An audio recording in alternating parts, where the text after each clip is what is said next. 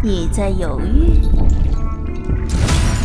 为了找到这件法宝的使用者，我们已经等待500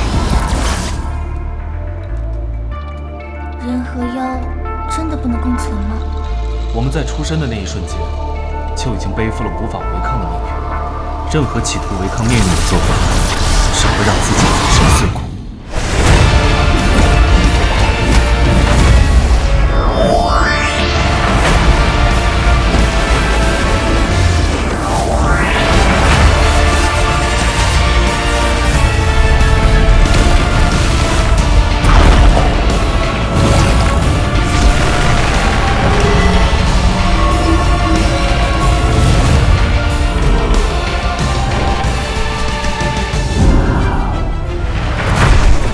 相信什么狗屁命运？